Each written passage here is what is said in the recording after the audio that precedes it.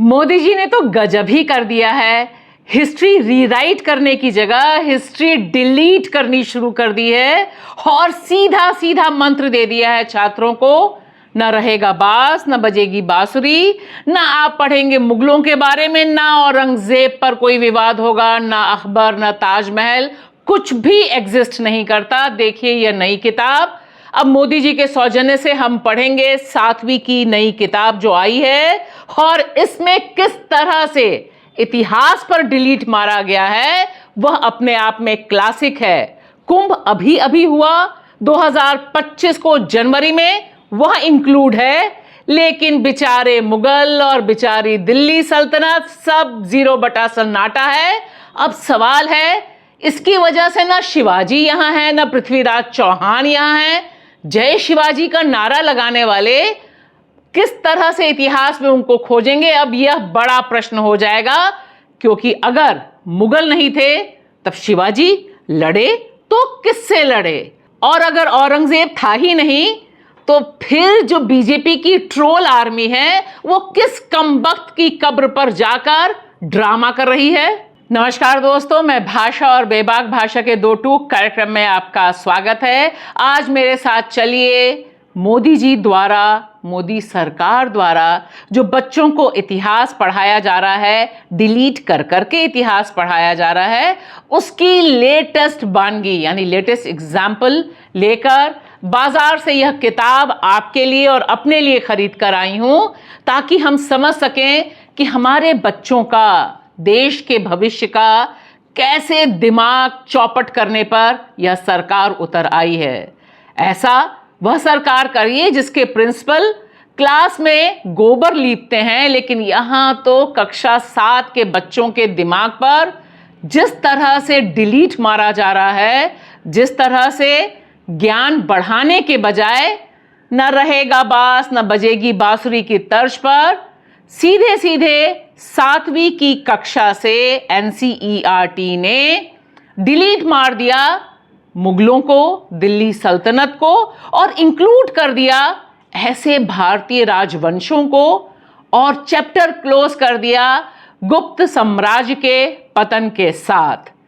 ये बात सही है, इसमें इंक्लूड भी बहुत सी चीजें की गई, जैसे महाकुंभ इंक्लूड किया गया है, जैसे इसमें बताया गया है संस्कृत के श्लोकों के जरिए, वेदों के जरिए, कि दरअसल भारत ही लोकतंत्र का जन्म देने वाली एक ऐसी अनूठी सभ्यता है जहां पर राजा रजवाड़े जरूर रहे, लेकिन हम बहुत पुरातन सनातनी लोकतंत्र वाले देश हैं।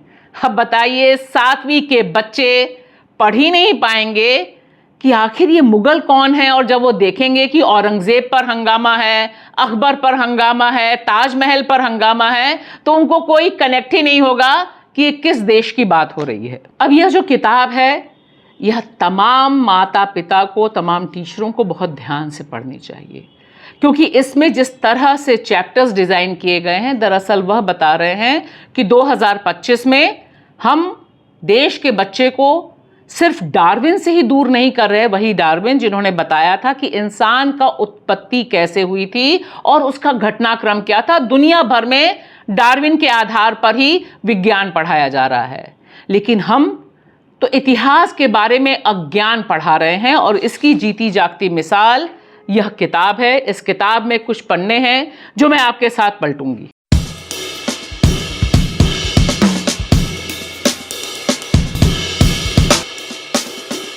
मुगलों से दिक्कत है मोदी जी को, मोदी सरकार को, और यूं कहिए कि राष्ट्रीय स्वयंसेवक संघ को, ये हम सबको पता है। लेकिन जिस तरह से यहाँ जाति के बारे में बताया गया है, जो स्क्रीन पे आपको पन्ना दिखाई दे रहा है, वह क्या कहता है? द वर्णा जाति सिस्टम। और इसमें सीधे सीधे जो वर्ण व्यवस्था है, जाति व्यवस्था है, उसका गुणगान किया गया है और बताया गया है कि दरअसल यह सर्वश्रेष्ठ व्यवस्था थी, इससे बहुत अच्छा कामकाज हो रहा था। वह तो कमबख्त अंग्रेजों के समय थोड़ी दिक्कत हो गई, वरना ऑल वॉज गुड। अब यह देखिए जो लाइनें हैं और जिस तरह से वर्ण व्यवस्था का यहाँ डिस्क्रिप्शन है, वह बिल्कुल मनुवादी डिस्क्रिप्शन दिया गया है। यहाँ पर इसमें बताया गया है कि किस तरह से Brahmins were engage in preserving and spreading knowledge ब्राह्मण ज्ञान बांट रहे थे, क्षत्रिय शौर्य दिखा रहे थे, वैश्य समाज धन उगाही कर रहा था और शूद्र या तो मजदूर थे, नौकर थे या फिर कारीगर थे। दलित का जिक्र इस किताब में नहीं होता है क्योंकि वर्ण व्यवस्था में दलित का जिक्र ही नहीं है। और यह पूरा चैप्टर आप पढ़ लीजिए, यह पेज 74 से लेकर 76, 77 तक में जो पूरा डिस्क्रिप्शन है, इसको देखकर पढ़कर किसी को भी आभास नहीं होगा कि इस देश में अनटचेबिलिटी यानी छुआछूत की प्रैक्टिस थी। यह है मनुस्मृति, मनुवाद की पाठ्य पुस्तकों में एंट्री। जय हो। अब मोदी जी के काल में जो किताब लिखने वाले हैं उनको हर चैप्टर की शुरुआत यहाँ कौटिल्य से करनी पड़ती है। अब चैप्टर 4 की भी शुरुआत कौटिल्य के कोट से है, चैप्टर 5 की भी जो राइज ऑफ एम्पायर्स है उसकी भी शुरुआत कौटिल्य के अर्थशास्त्र से है। और बाद में आता है गुप्त काल, जिसका विवरण बहुत डिटेल में है। और दरअसल गुप्त काल के पराभव से यानी उसके फॉल से ही यह पूरा इतिहास का पुलिंदा खत्म होता है 7वीं क्लास के बच्चों के लिए। और इस किताब का जो 8वां अध्याय है, 8वां chapter, how the land becomes sacred, यह भूमि पवित्र कैसे बनी, इसकी शुरुआत भगवत पुराण के कोट से है। वहाँ से यह चैप्टर शुरू होता है और इसमें अनगिनत चीज़ें अलग अलग ढंग से कोट हैं। लेकिन देखिए, इस चैप्टर में मोदी काल के इन लोगों को याद आते हैं जवाहरलाल नेहरू, और किस तरह से जवाहरलाल नेहरू को कोट किया गया है पेज 170 पर। वह भी अपने आप में ज़बरदस्त पॉलिटिकल डिप्लोमेसी का टूल है। India has for ages past been the country of पिलग्रिमेजेस।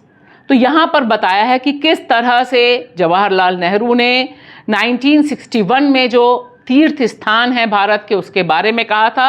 और यहाँ से पूरा का पूरा डिस्क्रिप्शन है और इस डिस्क्रिप्शन के बारे में ज़्यादा बोलने की ज़रूरत नहीं, क्योंकि हम सब जानते हैं कि दरअसल यह चैप्टर क्यों इंक्लूड किया गया।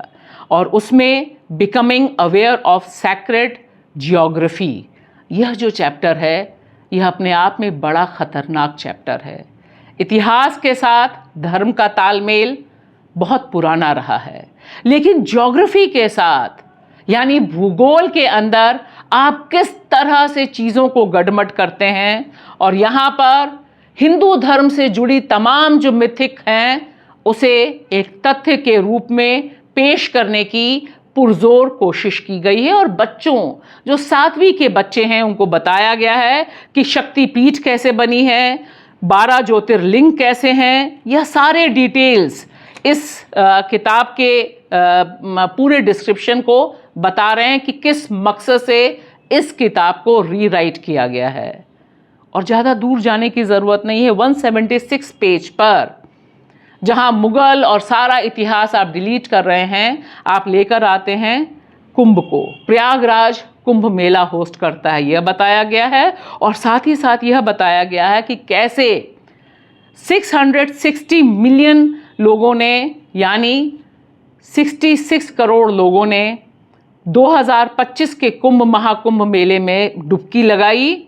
What portion of the population of India is this, question mark है जो 7वीं के बच्चों से पूछा गया है। और इसका 10वां अध्याय देश के कॉन्स्टिट्यूशन संविधान के बारे में है।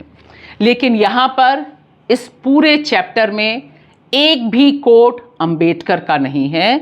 यहाँ पहला जो कोट है वो देश के पहले राष्ट्रपति डॉक्टर राजेंद्र प्रसाद का है। अंदर मुझे लगा कि कहीं जहाँ ड्राफ्टिंग कमेटी की बात है, जहाँ कॉन्स्टिट्यूशन की बात है, हो सकता है कि वहाँ पर उन्होंने अंबेडकर का जिक्र किया हो। लेकिन इस तस्वीर और एक लाइन की ड्राफ्टिंग कमेटी के चेयरपर्सन थे, इसके अलावा अंबेडकर कहीं भी मौजूद नहीं है इस पूरी किताब में।